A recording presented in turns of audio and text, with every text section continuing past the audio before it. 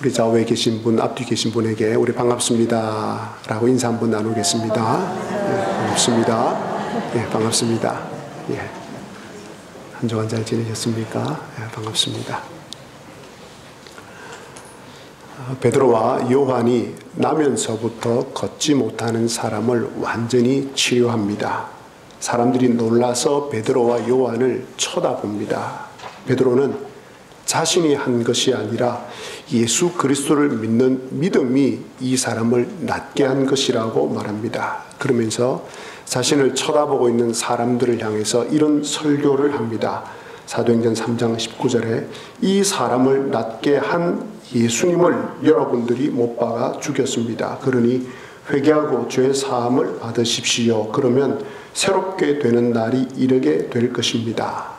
이런 설교를 군중들을 향해서 계속하고 있는데 예루살렘에서 서기관들과 제사장들과 성전 맡은 자와 사두개인들이 옵니다. 여기 나오는 성전 맡은 자는 성전 수비대의 최고 위치에 있는 사람을 가리킵니다. 서열은 제사장 다음으로 높은 사람입니다. 그들은 베드로와 요한이 부활 이야기를 하는 것을 무척 싫어했다고 기록되어 있습니다. 왜냐하면 그들이 바로 예수님을 십자가에 못 박은 사람들이기 때문에 그렇습니다. 또한 사두개인들은 부활을 믿지 않는 사람이었기 때문에 사도 베드로와 요한이 예수님의 부활 전하는 것을 싫어했습니다. 그들은 날이 저물 때까지 기다렸습니다. 백성들이 두려웠기 때문입니다. 날이 저물자마자 그들은 베드로와 요한을 잡아서 다음 날까지 옥에 가둡니다. 이제 막 초대 교회가 세워지려고 하는 이때에 교회에 큰 환란이 닥칩니다. 큰일이 난 것입니다. 그런데 놀라운 일이 일어납니다. 그날 베드로와 요한의 설교를 듣고 예수님을 믿게 되는 사람들이 많았는데 무려 5,000명이나 됩니다. 비록 정치 종교 지도자들이 베드로와 요한은 가둘 수 있었지만 복음은 결코 가둘 수 없었습니다. 이러한 초대 교회의 현상은 이때로부터 시작해서 지금까지 교회들마다 계속해서 일어나고 있는 일입니다. 이제 다음 날 관리들과 장로들과 서기관들이 예루살렘에 모였습니다. 그리고 이스라엘의 최고 재판 기구인 사내들인 공회가 모입니다. 6절 말씀입니다. 대제사장 안나스와 가야바와 요한과 알렉산더와 및 대제사장의 문중이 다 참여하여, 여기에 나오는 가야바는 사내들인 공회의 의장입니다. 그리고 안나스는 가야바의 장인으로서 대제사장을 역임했던 바로 전 제사장입니다. 그런데 이 실질적인 사내들인 공회의 실권을 쥐고 있는 사람이 바로 이 안나스입니다. 우리는 이 6절의 말씀을 들을 때에 크게 놀라지 않지만 베드로와 요한은 달랐습니다. 왜냐하면 바로 이들이 예수님을 잔인하게 신문하였던 사람들이기 때문에 그렇습니다. 거짓 증인들을 내세워서 예수님을 십자가에 매달았던 사람들입니다. 그들은 법과 정의를 무시하고 법과 정의 위에 서 있던 사람들이었습니다. 그것을 알고 있던 베드로와 요한은 어쩌면 속으로 이런 생각을 했을지도 모르겠습니다. 역사는 또 반복될 것인가? 우리도 예수님처럼 똑같은 운명에 처하게 될 것인가? 우리들 역시도 십자가에 못 박히게 될 것은 아닌가라고 말입니다. 이제 사내들인 공회는 베드로와 요한을 가운데 세워놓고 재판을 열고 질문을 합니다. 7절에 너희가 무슨 권세와 누구의 이름으로 이 일을 행하였느냐? 이제 베드로와 요한이 대답을 잘 해야 됩니다. 최고 의결 기구인 사내들인 공회 앞에서 대답을 잘못하면 예수님처럼 십자가에 처형될 수 있기 때문입니다. 이때 베드로가 성령이 충만하여 이렇게 대답을 합니다. 9절과 10절에 만일 병자에게 행한 착한 일에 대하여 이 사람이 어떻게 구원을 받았느냐고 오늘 우리에게 질문한다면, 여기 나오는 구원은 건강하게 나음을 입었다는 뜻입니다.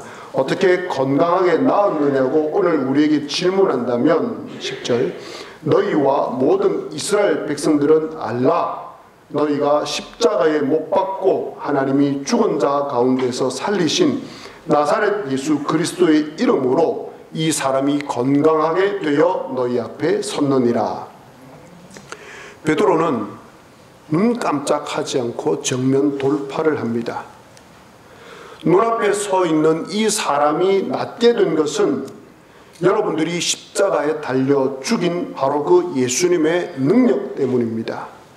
여러분들이 그 예수님을 십자가에 못 박아 죽였지만 하나님께서 예수님을 살려주셨습니다. 베드로는 그들의 심장을 관통해 버리는 말을 합니다. 그들의 죄를 고발합니다. 그들의 수치를 고발합니다. 아니, 예수님을 십자가에 못 박았던 사내린 공회 바로 그 장본인들 앞에서 이런 이야기를 하면 도대체 어떻게 하자는 말입니까? 베드로는 이 병자가 나은 이유를 설명한 것으로 그치지 않고 이 치유 사건을 가지고 복음을 증거하기 시작합니다. 11절과 12절에 이 예수는 너희 건축자들의 버린 돌로서 집 모퉁이의 머릿돌이 되었느니라. 다른 이로서는 구원을 받을 수 없나니 천하 사람 중에 구원을 받을 만한 다른 이름을 우리에게 주신 일이 없음이라. 구약 성경을 아주 잘 알고 있는 제사장들과 서기관들은 무척 놀랐을 것입니다. 사내들인 공회원들은 얼굴이 하얗게 되었을 것입니다. 두 주먹을 쥐고 이를 갈고 있었을 것입니다. 베드로의 이 말을 조금 풀어보겠습니다. 이런 외침입니다. 지금까지 정치와 종교의 모든 지배권을 쥐고 있었던 여러분들이, 또 스스로를 성전의 주인이라 여겼던 여러분들이 버린 바로 그 돌은 예수님이었습니다. 여러분들은 불의한 권력의 힘과 사악한 재판 행위와 불신앙적인 태도로 예수님을 쓸모없는 존재로 여기고 버렸습니다. 하지만 하나님께서는 예수님을 최고의 자리에 오르게 하셨습니다. 여러분들은 의시되면서 예수님을 죽였겠지만 예수님께서 집 모퉁이의 머릿돌이 되는 것은 결코 막지 못했습니다. 여러분들이 스스로 갖고 있던 권력이 아무것도 아니라는 것이 다 드러나고 말았습니다. 여러분들이 예수님을 죽이려고 온갖 모략을 꾸미고 불법을 행할 때에 하나님께서 여러분의 그 뻔뻔함을 보고 계셨다는 것을 여러분은 모르십니까? 또한 십자가에 달리게 한 예수님 외에는 그 누구도 구원을 받을 수가 없다는 사실을 아시기 바랍니다. 여러분들이 유대인입니까? 그래서 자동적으로 구원을 받는다고 생각하십니까? 결코 그렇지 않습니다. 오직 예수 그리스도 외에는 구원받을 길이 없습니다. 그러니 여러분들도 예수님을 믿어야 합니다. 여러분께서 십자가에 달려 죽인 바로 그 예수님을 여러분들은 믿어야 합니다.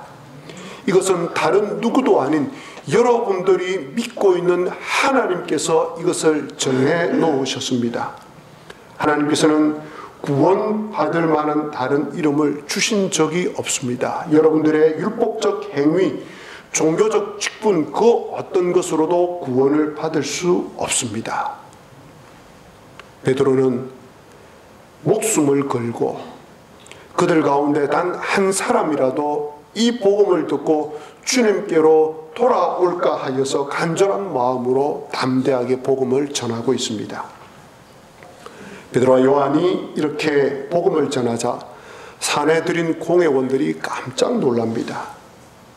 두 사람은 랍비 교육을 제대로 받은 적이 없는 사람들이었습니다. 여기에 학문 없는 범인이라는 말은 무식하다라는 뜻이 아니고 랍비 교육을 제대로 받지 못했다는 뜻입니다. 자기들처럼 구약 성경에 대한 전문적인 지식을 갖기 위해서 그런 교육을 받은 사람이 아니라는 뜻입니다. 그런데 베드로와 요한이 지금 하고 있는 이 말은 구약 성경을 인용하면서 하나도 틀릴 말이 없는 이야기를 그들에게 들려주고 있으니 그들은 놀랄 수밖에 없었던 것입니다. 그런데 이것은 참으로 놀랍게도 누가복음 12장 11절과 12절에 나오는 예수님 말씀의 예언의 성취입니다. 예수님께서 제자들에게 이렇게 말씀을 하십니다. 사람이 너희를 회당이나 위정자나 권세 있는 자 앞에 끌고 가거든 어떻게 무엇으로 대답하며 무엇으로 말할까 염려하지 말라. 마땅히 할 말을 성령이 곧 그때에 너희에게 가르치시리라. 지금 성령님께서 한 번도 구약 성경과 율법에 대해서 전문적으로 교육을 받지 않은 베드로와 요한에게 역사하셔서 그 자리에 있던 제사장들과 서기관들과 사내들인 공회원들이 깜짝 놀랄 만한 실력을 보여주고 있는 것입니다. 성령께서 그들의 입술에 하여야 될 이야기를 담아주셨던 것입니다. 그들은 지금 할 말이 없어졌습니다. 게다가 제자들 옆에 누가 있습니까? 성전 미문에 앉아서 구걸하던 나면서부터 안전뱅이 된 사람이 멀쩡한 모습으로 함께 있습니다. 그러니 제자들을 비난할 말이 없습니다. 비난할 방도를 생각하지 못하고 있습니다. 그래서 일단 공회에서 나가라고 말을 합니다. 그리고 의논을 합니다. 이 두 사람을 어떻게 하면 좋을까요? 병을 낫게 한 이 기적을 예루살렘에 사는 모든 사람들이 다 알고 있고 우리도 지금 눈으로 보고 있어서 부인할 수 없지 않습니까?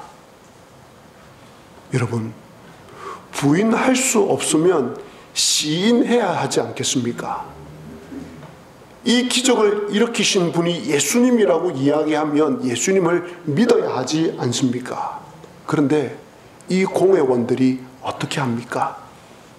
대제사장과 서기관들이 어떻게 합니까? 그들은 예수님을 못 박을 때와 똑같은 모습으로 악마와 같은 모습으로 말을 합니다. 17절에 이것이 민간에 더 퍼지지 못하게 그들을 위협하여 이후에는 이 이름으로 아무에게도 말하지 말게 하자. 병자가 낫게 된 기적 이야기가 더 이상 퍼져나가지 못하도록 위협을 합니다. 예수의 이름으로 아무에게도 말하지 못하도록 엄포를 놓고 있습니다. 그들은 지금 자신들의 양심을 속이고 복음을 억압하고 있습니다. 여러분, 이처럼 큰 죄가 어디에 있습니까? 예수 그리스도에 대해 침묵하도록 명령하는 자가 있다면 그것은 그 사람은 구원을 가로막는 사람입니다. 영원한 생명을 파괴하는 사람입니다. 그런데 종교 지도자들과 사내들인 공회가 지금 이 악한 일을 하고 있습니다. 그러나 그들이 이렇게 한다고 해서 소문이 퍼지지 않겠습니까? 예수의 이름으로 절대 말하지 말라고 한들 예수님의 이름이 꺾이겠습니까? 베드로와 요한이 이 판결에 대해서 뭐라고 대답을 합니까? 19절에 베드로와 요한이 대답하여 이르되 하나님 앞에서 너희의 말 듣는 것이 하나님의 말씀 듣는 것보다 옳은가 판단하라. 와, 여러분, 지금 이게 최고의 의결기구인 재판기구인 사내들인 공회 앞에서 일어나고 있는 일입니다. 어떻게 이렇게 대답을 할 수가 있습니까?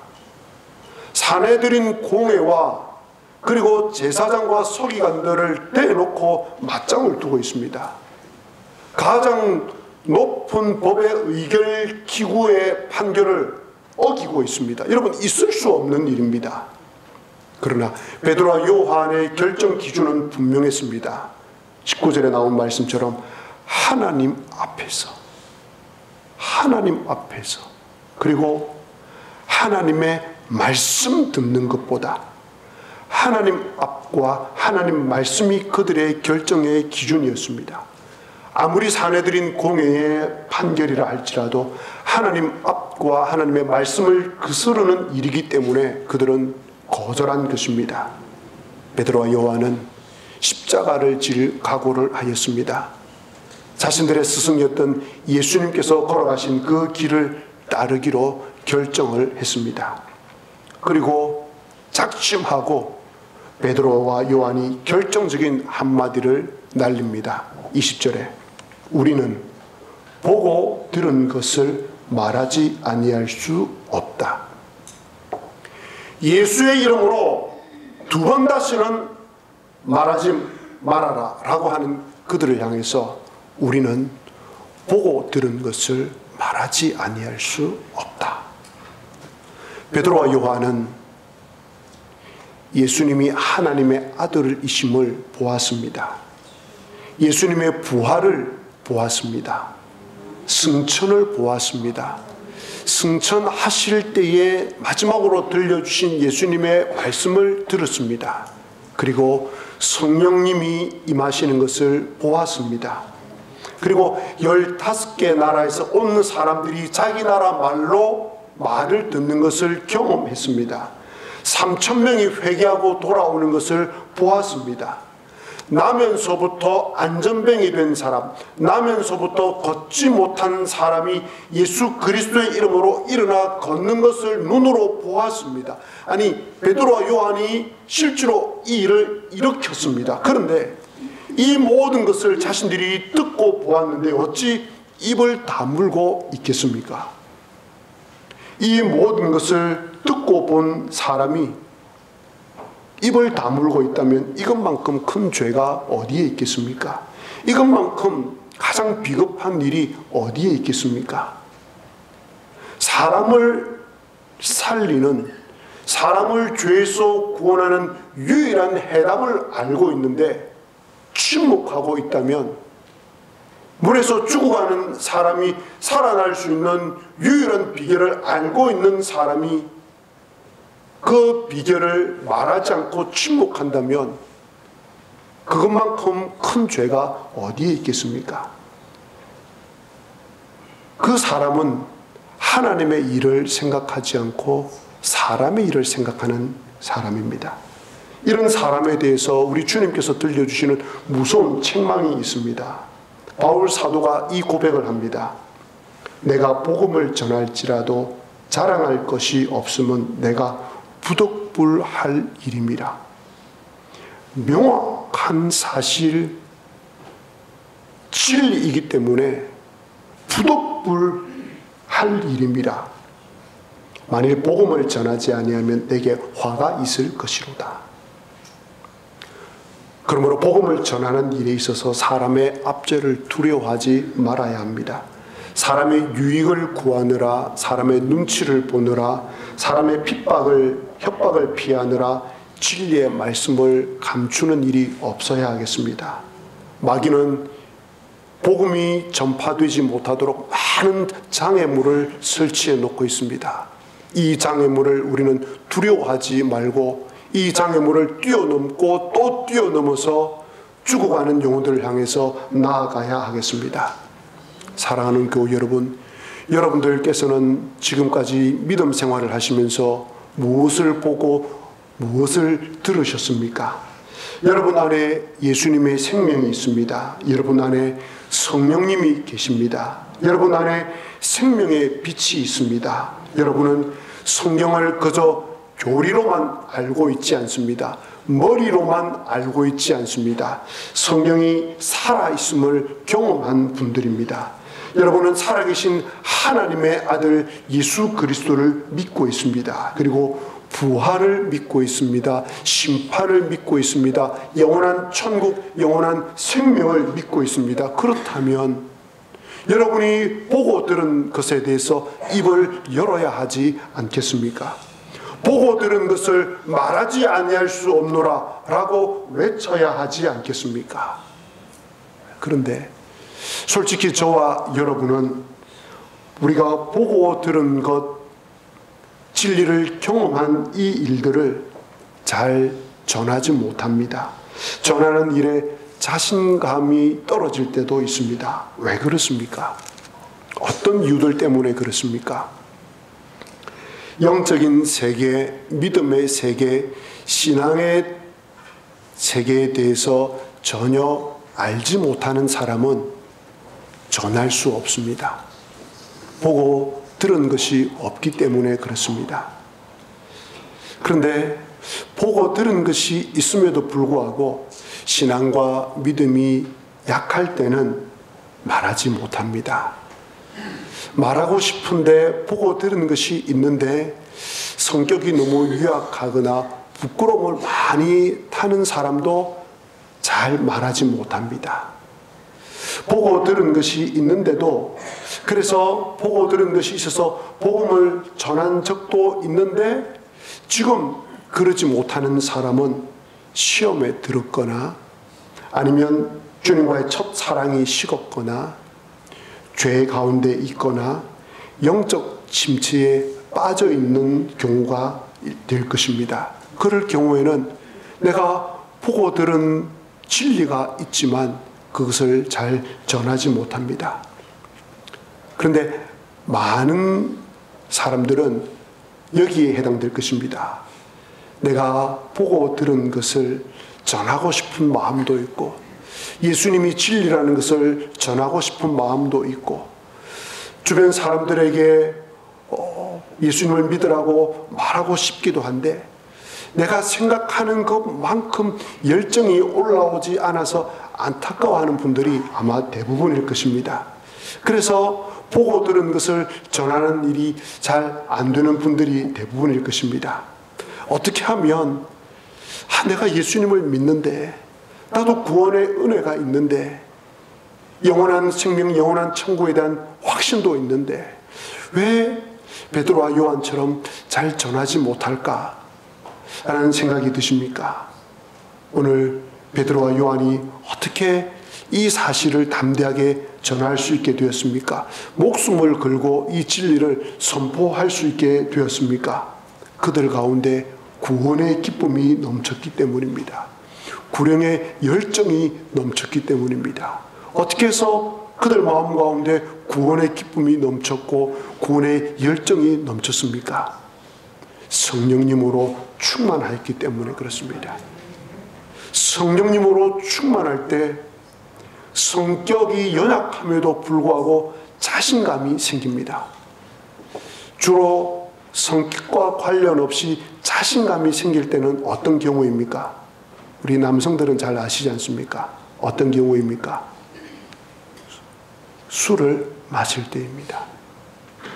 그래서 에베소서는 술 취하지 말라와 성령의 충만함을 함께 들려주고 있습니다. 성령으로 충만할 때 우리에게 자신감과 담대함이 생깁니다. 여기 계신 우리 모든 교우들께서는 성령으로 충만하여서 주님의 복음을 전했을 때가 있을 것입니다. 그리고 지금 그러한 삶을 살아가고 있는 분도 있을 것입니다. 여러분들의 그런 수고와 헌신과 복음의 발걸음으로 인하여서 우리 지세포교회가 104년 동안 여기에 있는 줄 믿습니다. 여러분들이 그렇게 하지 않았다면 지세포교회는 105년 동안이나 여기에 결코 서 있지를 못합니다. 보고 들은 것을 전하지 아니할 때 어떤 일이 일어나는지 실질적인 예를 말씀을 드리겠습니다. 이 예는 튀르키예, 과거 터키라고 이름했던 튀르키예 선교사님으로 오랫동안 계셨고, 그리고 지금은 한국에 들어오셔서 고려신학대학원에 선교학을 가르치시는 김성훈 교수님에게 제가 직접 들은 이야기입니다. 1453년, 불과 그리 멀지 않은 과거입니다. 1453년에 오스만 제국은 난공불락의 성이었던 콘스탄티노플을 점령합니다. 콘스탄티노플은 1000년 동안 기독교 전성기를 누렸던 동로마 제국의 수도였습니다. 오스만 제국은 이슬람 국가였습니다. 이슬람 국가였던 오스만 제국은 콘스탄티노플을 점령한 뒤에 이 동로마 사람들에게 기독교를 믿고 있는 기독교 국가였던 동로마 사람들에게 기독교를 믿는 것을 허락을 해 줍니다. 당시 사람들은 너무 좋아했습니다. 그러나 오스만 제국이 단 한 가지 조건을 내걸었습니다. 너희들만 믿어라. 절대 전하지는 말아라. 너희들이 믿는 것은 허락해 준다. 대신 전하는 것은 결코 허용하지 않는다. 당시 교회 지도자들이 이 협상을 들으면서 괜찮은 것 같다라는 생각을 가지고 이 협상에 동의를 합니다. 그리고 이 협상에 반대했던 사람들이 유럽으로 건너갑니다.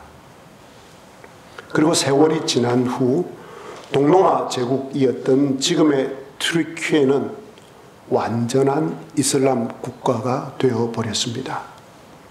공식적으로 선교사들이 들어가 있기는 하지만, 비공식적으로 선교사가 들어가 있기는 하지만 공식적으로는 완전한 이슬람 국가입니다. 아주 적은 수치로 기독교인이 있다고 이야기하지만 터키, 튀르키예는 그것을 인정하지 않습니다. 기독교의 상징적인 건물이었던 콘스탄티노플은 이스탄불로 바뀌었고, 하나님을 향해 예배하던 성 소피아 성당은 이슬람 사원이 되어 있습니다. 그 당시 오스만 제국의 이 협상을 받아들였던 교회의 지도자들은 지금까지도 원망의 대상이 되고 있습니다. 그때 왜 그렇게 했습니까? 왜 그런 결정에 합의했습니까? 보고 들은 진리와 복음을 전하지 않을 때 이런 결과가 일어난다는 것을 역사가 증명해 주고 있습니다. 사도행전의 수신자인 데오빌로가 살던 시대는 로마가 기독교를 박해하던 시대입니다. 그런 시대에 로마 관료인 데오빌로는 누가가 써보낸 누가복음이라는 이 복음서를 받아들고 예수님을 믿게 됩니다. 그 데오빌로에게 누가는 다시 두 번째 복음서를 쓰는데 그것이 사도행전입니다. 누가는 데오빌로에게 이 사도행전 가운데 오늘 이야기를 들려줍니다. 사내들인 공회원들 앞에서 목숨을 걸고 외치는 베드로와 요한의 목소리와 그들의 태도를 보여줍니다. 다른 이로서는 구원을 얻을 수 없나니 천하 사람 중에 구원을 받을 만한 다른 이름을 우리에게 주신 일이 없습니다. 하나님 앞에서 너희의 말을 듣는 것이 하나님의 말씀을 듣는 것보다 옳은가 판단하라. 이 본문을 읽고 있는 데오빌로의 마음이 어떠했겠습니까?